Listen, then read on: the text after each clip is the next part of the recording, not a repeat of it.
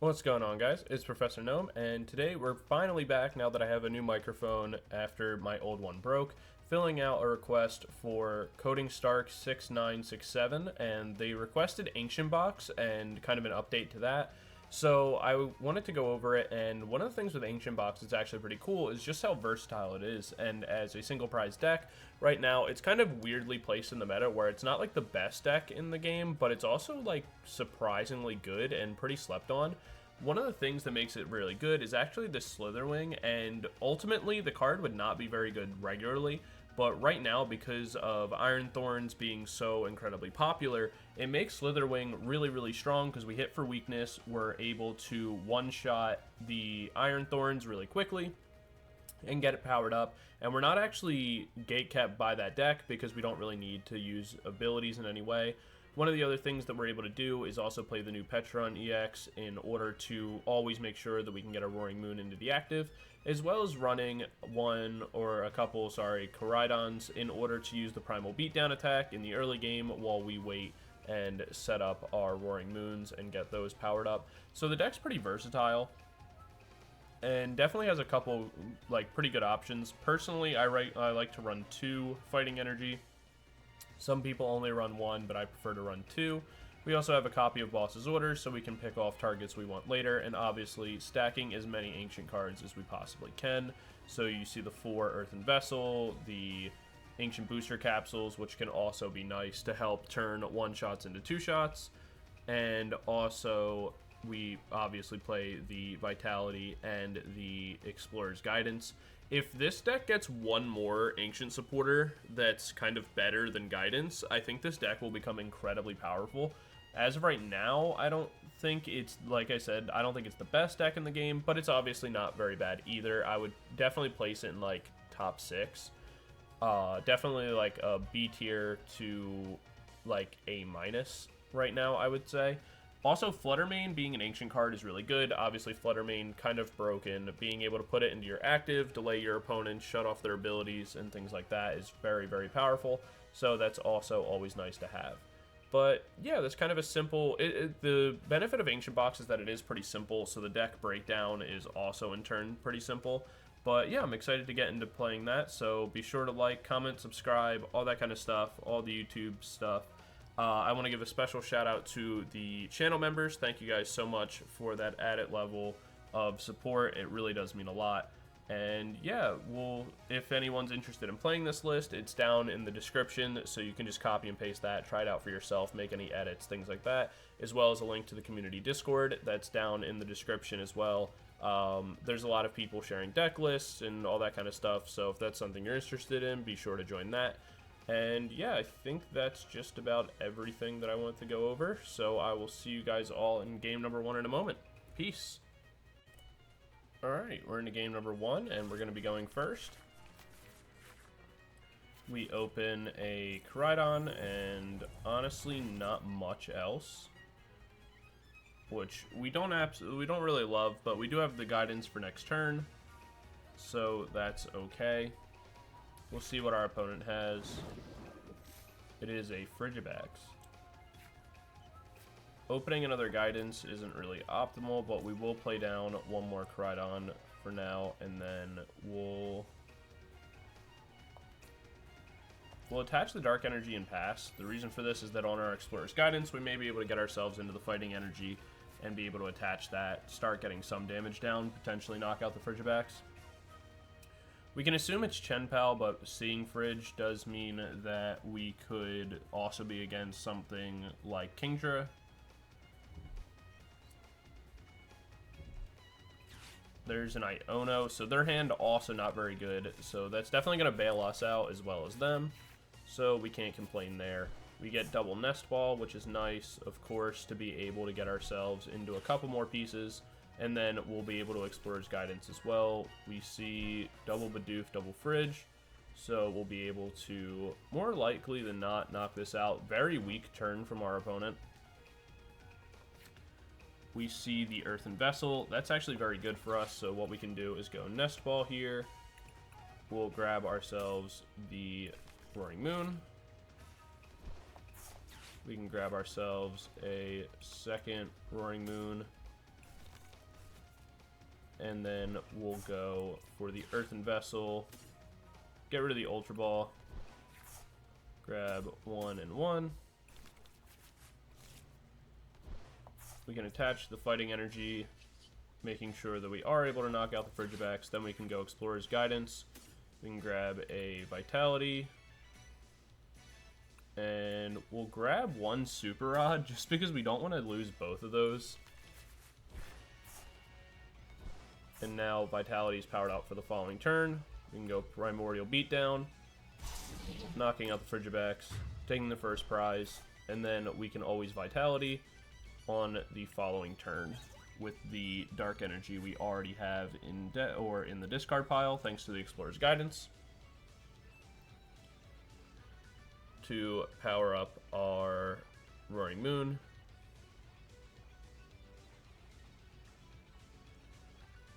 But definitely a very weak turn for our opponent. We'll see. Hopefully they're able to bounce back and kind of make a game out of this.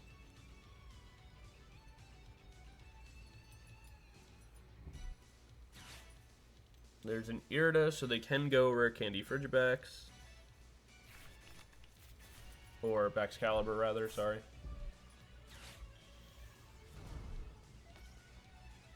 But if they don't have anything else, it doesn't really get them anywhere.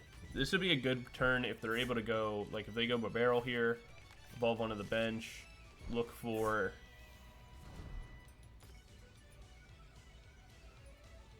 they go Incisor, so the other 2 cards are dead, or they definitely would have played them.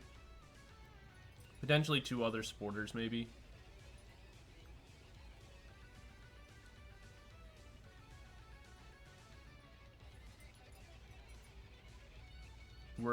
I guess they're hoping for, yeah, no, that's really rough. We'll Nest Ball here, grab ourselves the Pecharunt.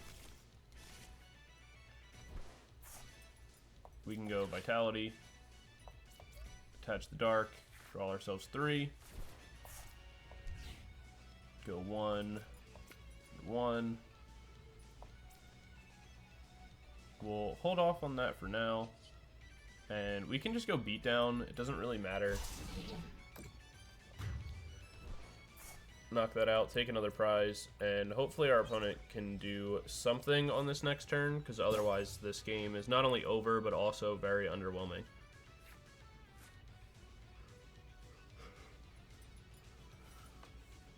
But we'll see. We see a super cold, so that tells me probably not.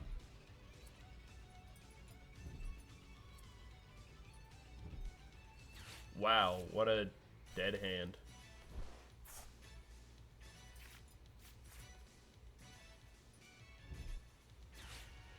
There's a Nest Ball for Chenpal. So, potentially, they retreat here. Okay.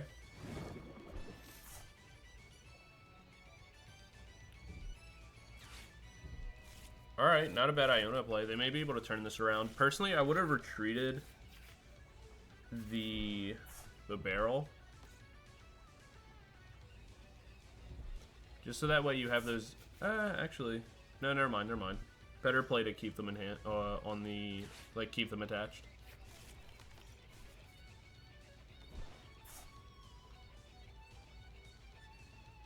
Because now they can Shivery Chill.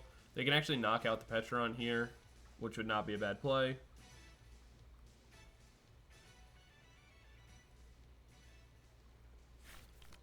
Alright, so they're kind of back into the game, which is, I mean, not bad for us.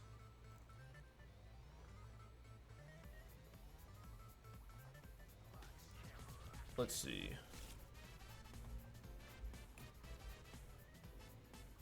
What we'll probably end up doing here is we'll go PokéStop down, let Koraidon come into the active, since it will be able to attack, and then what we can do is spin the PokéStop. If we get an energy in the discard pile, fantastic.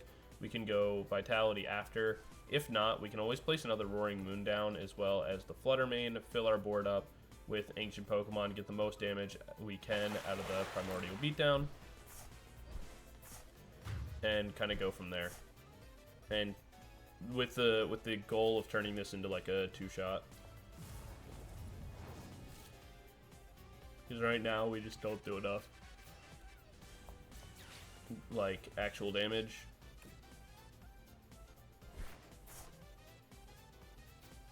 Unfortunately, no, but we maybe hit a guidance. We do hit a boss's orders, which is actually pretty nice. We can go Flutter Mane, like I said, and that. And then what we'll do in this case is we can boss's orders, pull up the back Excalibur, go ahead and Primordial Beatdown on that.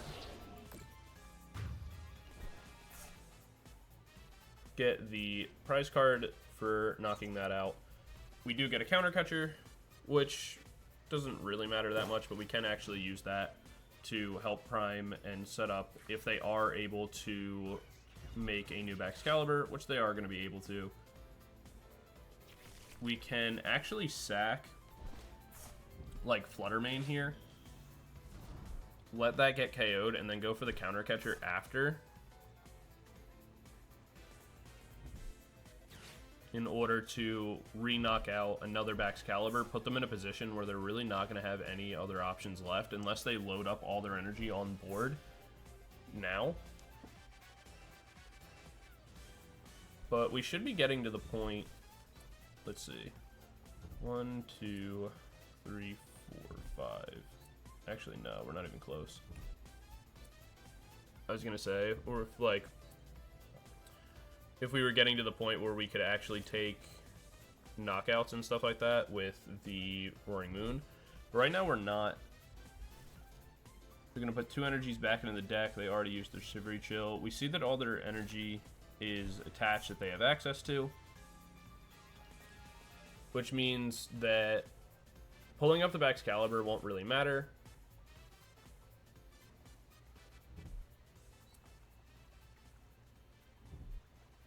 They go Buddy Poffin, pull out another Fridge. So they're setting themselves up where if I boss this up again, it won't really matter, which is fine for me. They go Hail of Blades.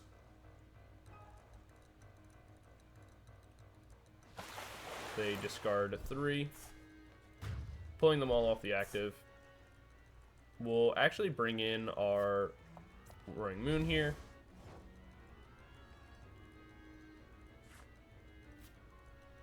What we'll do is we'll PokéStop first in order to see if we can get another energy in the discard pile. Unfortunately, we don't, which I'm not the biggest fan of, but that's okay. We'll go Vitality here, attach, and we'll throw the fighting energy down there. We're not really hitting the cards that we'd want to, unfortunately, but that just is what it is. We can go Pokégear here, we miss. What we're really hoping for is like Earthen Vessel so we can start getting things like actually discarded from our hand. Because right now, again, we're just not doing enough damage. But for now, we'll go Vengeance, put this in 2-shot range. And we'll see what our opponent gives us.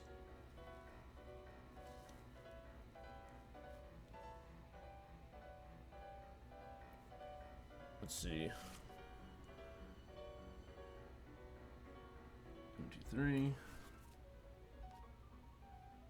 We know they don't have any energy left in their deck. They did already use the Prime Catcher.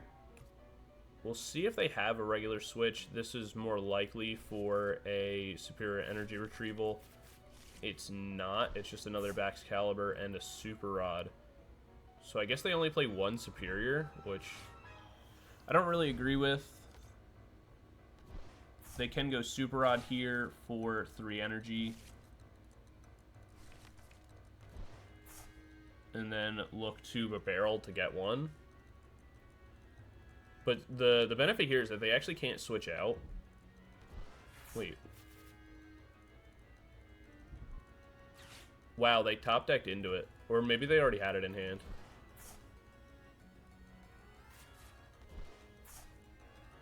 Wait, if they already had it in hand, why would they Super Rod 2 in? So did they draw into it? I guess they had to have.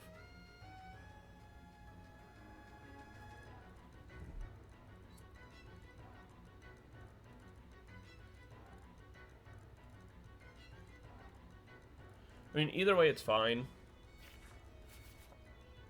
Because they can attack into the Roaring Moon, knock that out. It doesn't really matter. We bring in the Koraidon, knock this out, we go down to 1 prize, and then we can Pal Pad the boss's orders back in, and then just look for that for the following turn on, like, any target that we want.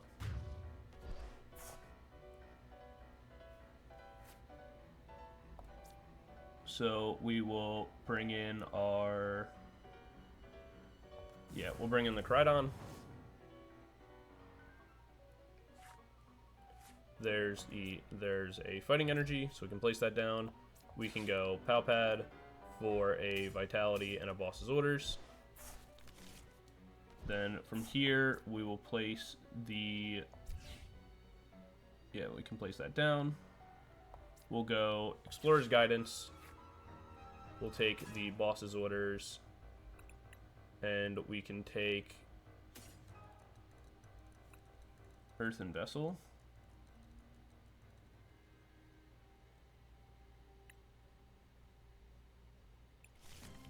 Yeah. So then we can go Earthen Vessel from here. Discard this. Get ourselves 2 more energies. We'll go PokéStop. Because I just realized that we may not end up needing the boss. Yeah, because we're going to do enough damage anyway. So we can do our Primordial Beat down here. Knock that out, take 2 more prizes. Perfect. And so, I mean, Iono would be really bad for us here. But as long as we don't get Iono'd, we win, because we'll have enough damage on Roaring Moon. We'll have 2 Roaring Moons available. There's not really a way that they can knock out both of them. I doubt they play another Iono anyway, because they already played 2.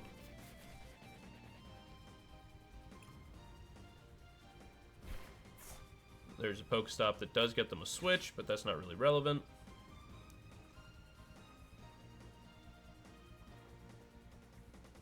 So this game became much closer than it probably should have been. But realistically, even if they don't attack us here, we'll be able to retreat the Koraidon, bring in the Roaring Moon, and kind of just knock out the Chien-Pao from here.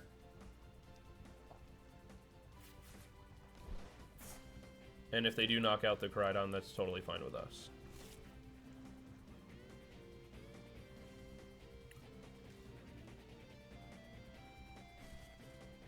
So there's the Super Cold.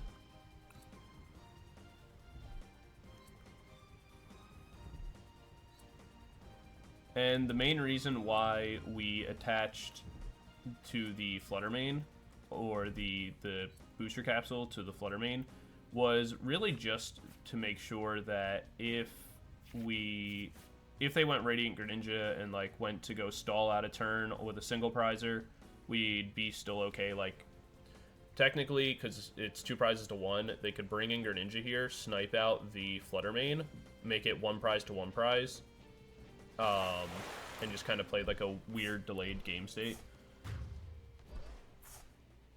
It wouldn't matter that much, probably, but it's like we're just playing as safe as we can play to not like throw a game in the end. So we'll go Earthen Vessel. Get rid of the Flutter Mane. Then what we can do is go Vitality. Attach the Dark Energy and another Dark Energy. Place that down. We'll get rid of this, this, and this. Just to make sure we have as much damage as we can possibly get. We'll get all the cards out of our deck. Go Ultra Ball, discard this and this. Actually, this and this. So we can get Slither Wing out. Then we'll discard the Slither Wing. And now we hit for 290. Which is more than what we actually needed, but it's more just about trying to get as much damage as possible out on the board. And we get our other Roaring Moon. So that's going to be game number 1. Definitely ended up being way closer than it probably should have been, but hey, it is what it is. I was kind of hoping our opponent would start to make some sort of comeback, so they were able to do that. But we still close out the game. Obviously, we had a pretty good lead. Their opening hand was not very strong, but we can only control so much. So that's going to be game number 1, and we'll jump into game number 2 in a second, and I'll see you guys there. Peace. Alright, we're into game number 2. Our opponent won the coin flip, and they opted to go first. We place Slither Wing down, which is not really the most optimal, if we're completely honest, because of the fact that we typically just want to discard it if we're not playing against the Iron Thorns EX. But in this case, we are obviously not, and we still have it, which isn't always the best, but that's okay. We see Beldum from our opponent, and a Scizor. Interesting. Well, Scyther, but it will become Scizor, I'm sure. Interesting. Okay, so we'll go for the PokéStop. We get ourselves the Ultra Ball. We can go Nest Ball to start. We'll grab a copy of Koraidon. Then we'll go Explorer's Guidance for Secret Box and a Roaring Moon. We can place this down, attach the Dark Energy, and pass our turn. On the next turn, what we'll be able to do is go Secret Box, get ourselves Vitality. We can Ultra Ball, get ourselves the Pecharunt, bring this into the active, and start attacking. We actually don't really care about the Scizor. Normally this card with the Punishing Scissors attack is super strong, but in this case it won't really matter because of the fact that, again, we're not really playing anything with abilities that it's gonna like benefit from. So even if it gets strong, we don't really care. And if they fail to retreat the Mew on this turn, we're actually going to be in a great spot because of the fact that we actually hit for weakness. So we're going to be able to KO this pretty easily. And if their whole deck is just based around playing Scizor, then we really don't care what ends up happening.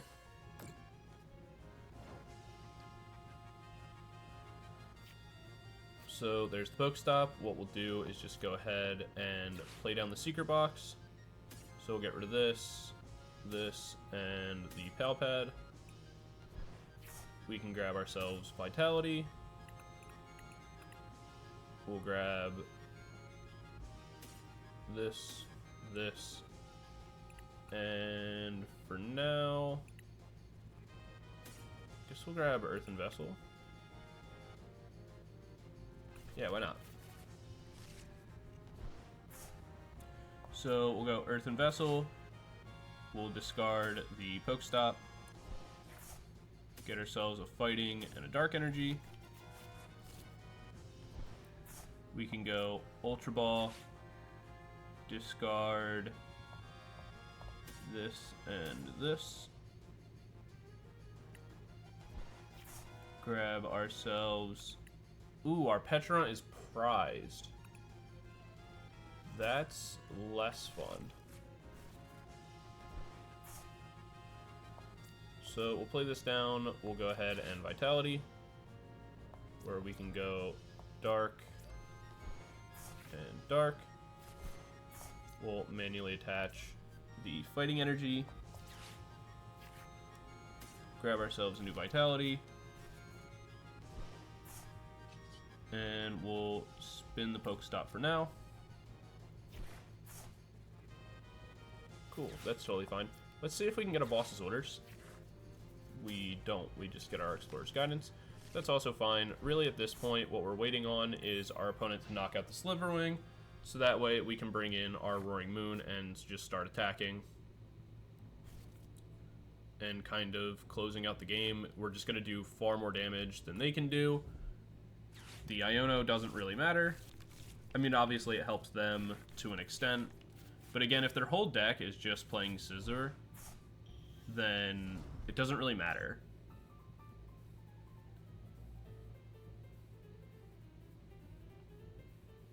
If they're playing Scizor EX, then even then, that's not going to, like, really matter. But they can put themselves in a position that two-shotting us, or, like, us having to two-shot them could be a little bit annoying. But there's another Metal Maker. Definitely a weird game. Though, this card art's so sick. Like, it's definitely one of my favorite card arts in the game. And overall, I think this card is still so good. It just, I don't think they were prepared to run into us.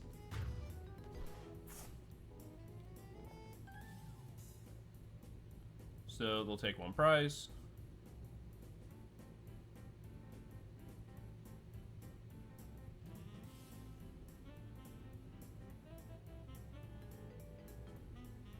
At some point, they will decide to take whatever prize card they decide to take. So we can just knock this out. Eventually we'll find our boss. This will be worth 2 prizes. And then honestly we can ignore the Matangs. It's not going to really matter. We'll just play down the Roaring Moon. We have an energy still in our discard pile, so that way we can Vitality if we so please. But at this point, it's just going to be a long game of one-shotting something over and over and over again. So we just have to make sure that we actually keep our Roaring Moons powered up and, like, kind of cycled, and not draw through our entire deck, kind of decking ourselves out, which would be suboptimal. So we already do enough damage. We can go ahead and play this down. We can get rid of the Flutter Mane, draw ourselves our Dark Energy, so that way one Roaring Moon is powered up for the future. We can grab a Vitality. We're not going to play it because, again, like I said, we're really at this point just looking to make sure we don't deck ourselves out. We can grab one more Roaring Moon, so that way that's powered up, and then also at any point we can just start using Koraidon to also attack with. The Ancient Booster Capsule won't really matter because it doesn't, like, save us, but we can throw it down for right now just to make it a little bit more annoying when it comes to KOing us. It does make it a 3-hit KO rather than a 2, so again, like I said, just makes it a little bit more annoying to deal with us.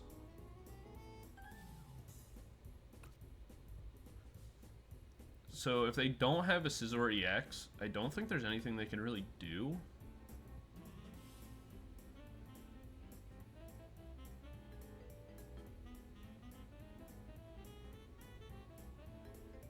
And the question is, if they go Scizor EX, they have to play both energy, discard both of those. We can bring in Koraidon, set up the 2-hit KO, where we bring in Roaring Moon all over again, and then that will knock that out. We'll go down to 3. I don't think there's a way that they can really come back from that point.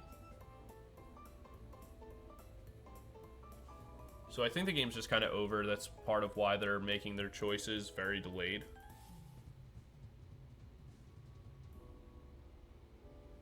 But we'll see what they decide to do.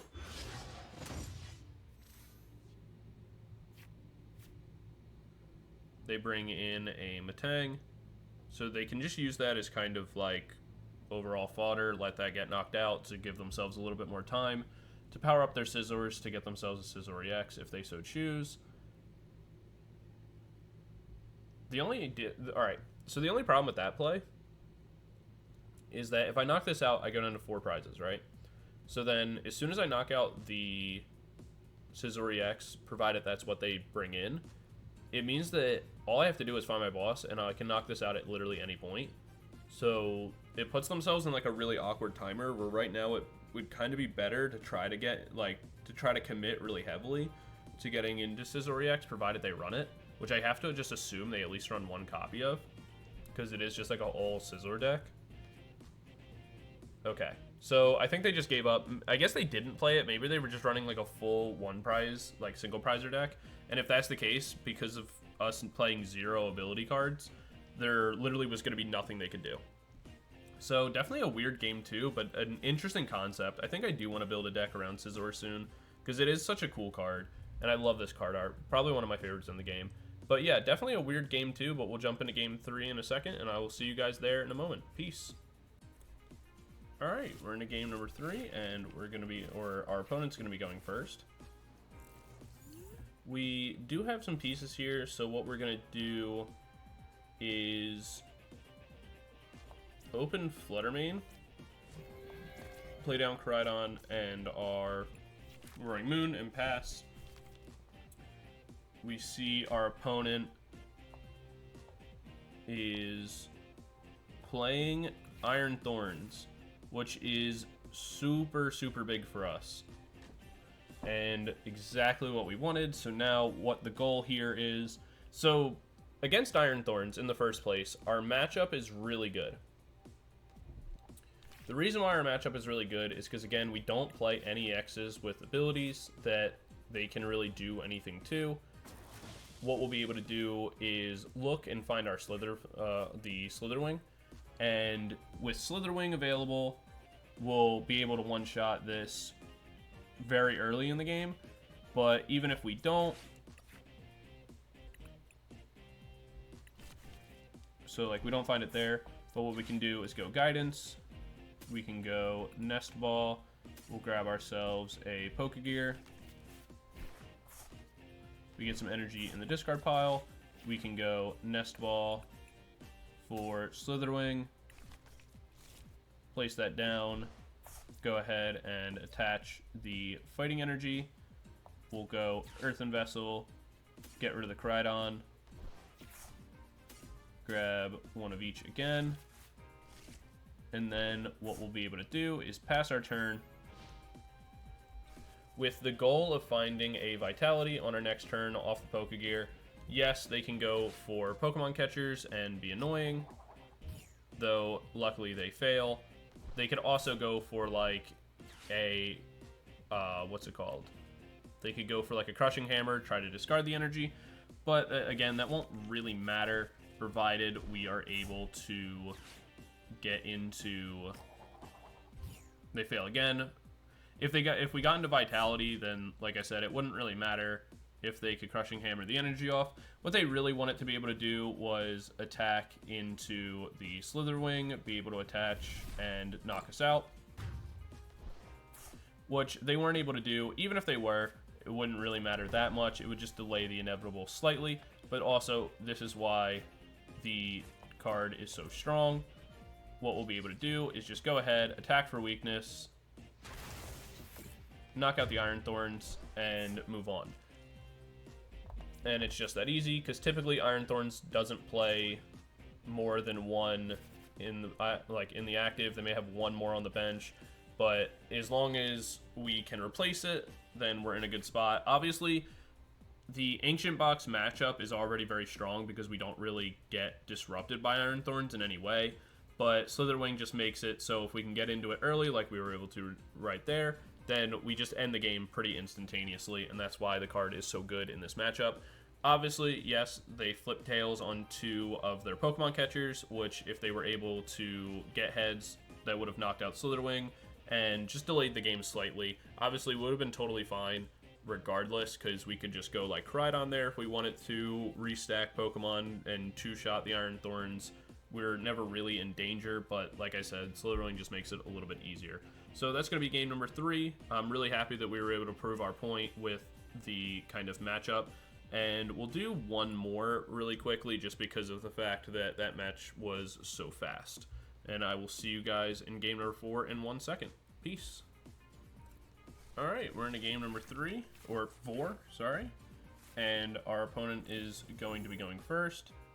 We'll go ahead and throw the Flutter Mane down. We don't really know what we're up against, so it's always kind of safest to throw Flutter Mane. We see our opponent having to reshuffle, and Wow, wait, did we just get matched with the exact same person again, or is this just Iron Thorns back-to-back? I didn't look at the name, so maybe it is the exact same person back-to-back. Hey, we got our Slither Wing. They're going to be really tilted if it's the exact same person back-to-back games. But if it is just coincidental, I mean, that works out for us too. We can go PokéStop here. We get an Ancient Box. That's nice. We can actually go and grab the Nest Ball to get ourselves a second Slither Wing, because that's going to kind of be our direct target for this game. We can go with the Ancient Box. We'll get rid of the Guidance. We'll get rid of this. And we'll get rid of this to grab ourselves another Vitality, because why not?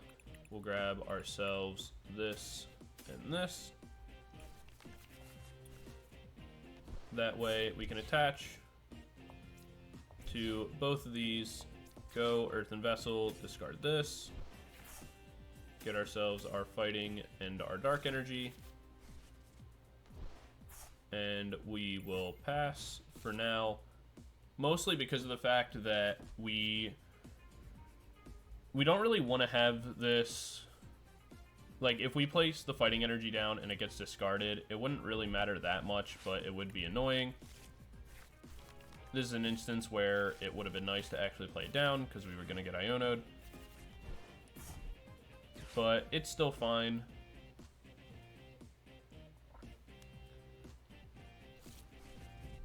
Actually, it would have been a better play to play it down, because even if it gets Crushing Hammered, it'd still be in the discard pile to be able to, like, Vitality to it later.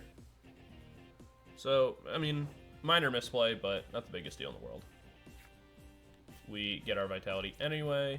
We can go Pokégear here, grab that to help thin our deck. We'll go PokéStop. We'll see if we can get the Fighting Energy in the discard pile. We do not. But that's also okay regardless, because what we can do, we'll go Nest Ball here, grab ourselves another Roaring Moon. We can Nest Ball for, again, another Roaring Moon. We'll go Vitality. We can attach one there and one here. Draw ourselves some more cards. We'll be able to retreat out the Flutter Mane, bring in one of our Roaring Moons, place this down, and we can start attacking, setting up 2 shots and things like that for the future. The question is, do we want to PokéStop yet? Not really. We'll go Ancient Booster Capsule, not because it's not because it's super important, and it won't really protect us that much, but it will stop us from getting KO'd for at least 1 turn. And again, same thing as before, just kind of helping us set up so that way. This is an instance where if they were to attack into us and we didn't attach the Ancient Booster Capsule and they were able to attach their own capsule, then we would pretty much just get KO'd and we'd be a little bit behind. Like I said, at no point are we really at threat in this game. But, you know, we're fine. They go Crushing Hammer. Again, it doesn't really matter. We have an energy in hand, so we can always reattach if we don't find a Vitality. And we're also just waiting for, if we can set up the Slither Wings, then we just can close out the game instantaneously. They are probably just going to pull up one of the Flutter Manes, if I had to guess. So that way they can knock that out, and also with the Lost Zone or the Lost City in play, remove it so we don't get the power up from it being KO'd. That's okay though, doesn't really matter. We get ourselves one more card, we can play that down. What we'll be able to do is we'll go Explorer's Guidance, grab ourselves a Vitality, and we'll grab ourselves the Earthen Vessel. We can use the Earthen Vessel, get rid of the Flutter Mane, grab the Fighting Energy and the Dark Energy. We won't make the same mistake again. We'll go ahead and, ooh, already had to attach return, forgot. So we kind of made this, we didn't really make the same mistake, it's slightly different. but it's fine. We now have the fighting energy in hand. We have vitality, which means that if they are able to knock out our Roaring Moon, we will be able to just power up Slither Wing right away, take the next knockout. Lost City's already down, so they're down to 3 total Iron Thorns in their deck in general. Actually, one of the things that's kind of nice here is that even if they... Okay, so like let's say they go Ancient Booster Capsule here, they Lost Vacuum away one of the Booster Capsules, and then they also... Okay, that's actually even better for us. I didn't think they were going to get rid of the one on the active, but that's actually great. Because we already have Vitality in hand, we can actually get both of these powered up. We'll be able to one-shot this, and then the game's over because they don't have a double colorless for the one on the back. So we bring this in. We go Vitality. We can prep that and that. We manually attach the fighting energy there. We'll throw the Koraidon down because, actually we can just keep it in hand. We'll go ahead and Iron Smash. Knocking that out, sending it into the Lost Zone, making it so they have to have a double colorless if they stand any chance of knocking me out. But even then, or sorry, they need a double colorless for any chance of attacking me. And even then, they can't really knock me out. They would need the double colorless, they would need the Ancient Booster Capsule, and another Lost Vacuum. And even if they get that, it doesn't really matter, because we can just bring in our next Slither Wing, and we can just Vitality onto that as well. So it really makes no difference. The game is over, because we one-shot the Iron Thorns pretty much regardless. And again, it's just another example of like, Slither Wing just makes this matchup pretty much unwinnable for our opponent. And yeah, like the Crushing Hammer doesn't matter because again, we have one in hand. We can always Vitality to it. That's another reason you'll see a lot of decks where they play the Slither Wing, just play one copy of the Fighting Energy. I think it's important to play 2 personally, but you know, that's just me. But we can just go ahead, Iron Smash, get rid of this, and if it is the same Iron Thorns player back to back, they're going to be really tilted. If it's not, because that's heavily possible with how much Iron Thorns is on the ladder, then it just goes again to prove my point. This deck really counters Iron Thorns. If you're having a really large problem with Iron Thorns, you're running into it a lot, you're struggling against it, all that kind of stuff, then I highly recommend picking up this deck. You don't need to run Slither Wing in the deck if you don't want to, but I recommend it because it does make your Iron Thorns matchup pretty much like unlosable having it in the deck. You're already probably going to win like 8 out of 10, but those other 2 games that you could lose, Slither Wing makes it so you don't. So yeah, that's going to be the game, guys. Be sure to definitely like, comment, subscribe, share the video, all that kind of stuff. I really appreciate it, and I will see you guys all in the next one. Be sure to... Hey, we moved up to Shaman. We're a little bit farther down in the ladder than I'd want to be at this point. Normally I make it like back up to Arceus by now, but I've just been so busy that I haven't had a chance. But anyway, maybe I'll grind for that over this weekend or something. I don't know, maybe. I'll definitely get there before the ladder ends. But anyway, regardless, thank you again, guys. Thank you so much for watching. I really appreciate it. Like I said, be sure to like, comment, subscribe. Be sure to join the community Discord down below. And be sure to let me know what you want to see next. I want to get to a bunch of the viewer requested videos. So over the next like week or so, a lot of the videos coming out will be viewer requests that have already kind of built up. Just because I've been so busy, I haven't got to them. But I will be taking care of that now. And so yeah, I will see you guys all in the next video. Thanks for watching. Peace.